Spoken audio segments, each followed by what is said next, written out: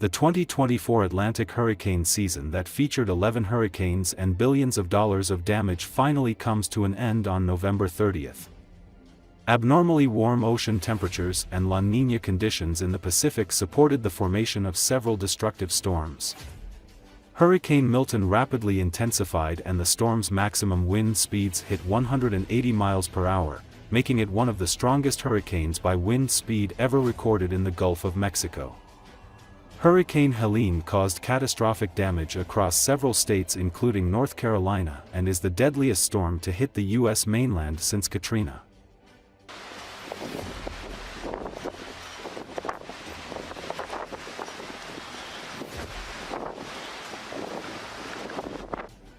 This year's Atlantic hurricane season finally comes to an end on November 30th and will be remembered for the records that were set and for the billions of dollars of destruction that was caused.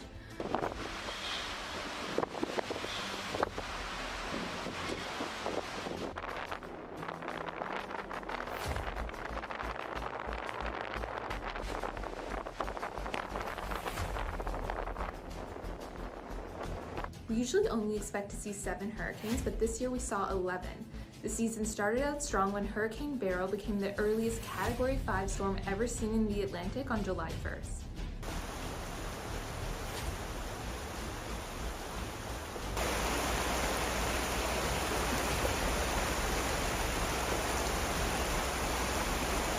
Then came Hurricane Helene in September, which caused catastrophic damage across the southeastern United States and became the deadliest storm to hit the U.S. mainland since Katrina.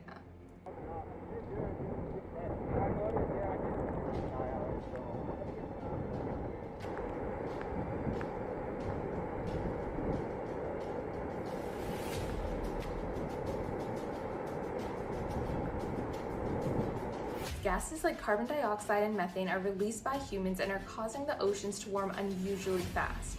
Scientists say that this is resulting in hurricanes forming and intensifying in places and times we don't normally expect.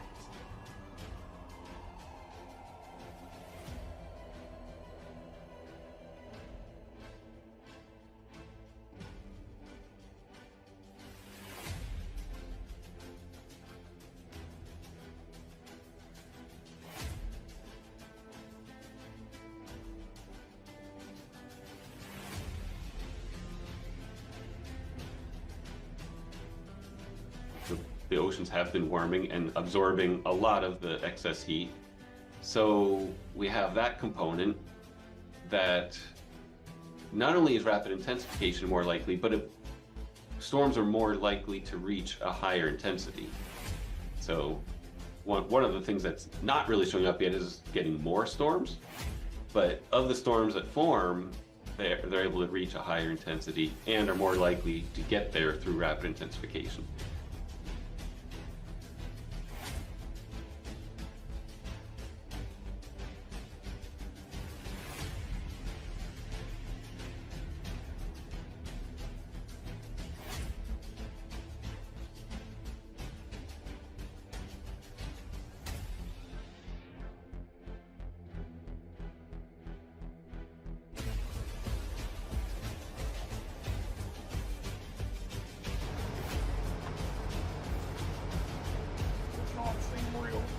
Does not seem real at all.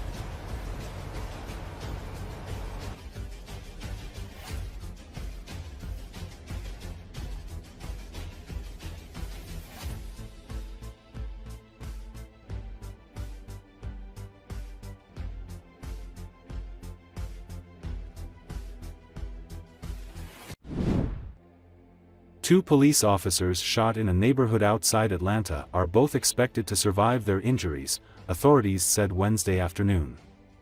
The officers were responding to a 911 call in a subdivision in DeKalb County, just southeast of Atlanta, shortly after 11 a.m. Wednesday, DeKalb County Police Chief Mirtha Ramos said. One officer was shot in the upper leg area, and the other in the foot, she said. Early indications are there will be a full recovery for both officers, DeKalb County Chief Executive Officer Michael Thurmond said at a Wednesday afternoon briefing. Both officers were at Grady Memorial Hospital in Atlanta for observation, Ramos said. Officers were sent to the home after a 911 call was placed, and dispatchers could hear arguing in the background, Ramos said.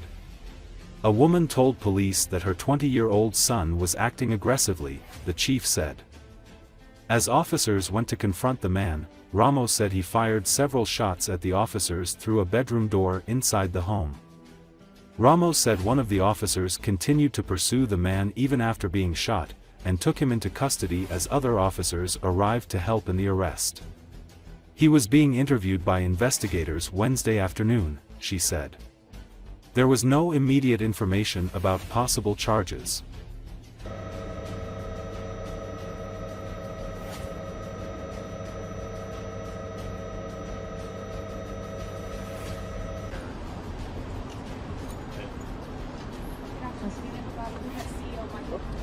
So this morning at approximately 11:12 a.m., 911 received an open line call. What that meant is there's no one else on the other line, but we could hear arguing in the background. 2 officers were dispatched to the residence where they encountered the suspect's mother, who advised that her 20-year-old son was behaving aggressively in the home and causing a dispute with her and someone else in the apartment.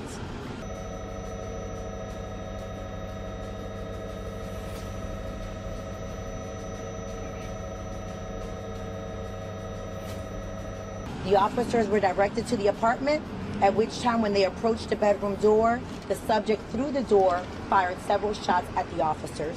Both officers were struck in the lower proximities of their body. Both are stable. They're currently being treated in the hospital behind us, and we are hoping that they're going to be okay. At this moment, they're conscious and they're alert.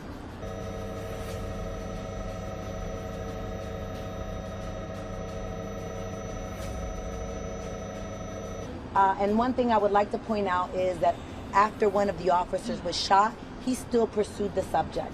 He took him into custody with the help of the other officers that were coming on scene, which just demonstrates the bravery that our officers need to display every day.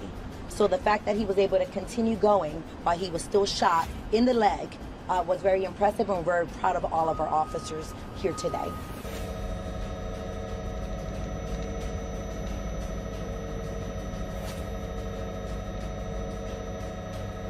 First of all, we are thankful that 2 of our officers who were wounded in the line of duty, from early indications, there will be a full recovery. And we thank God for their safety, and most importantly, we thank God for their service.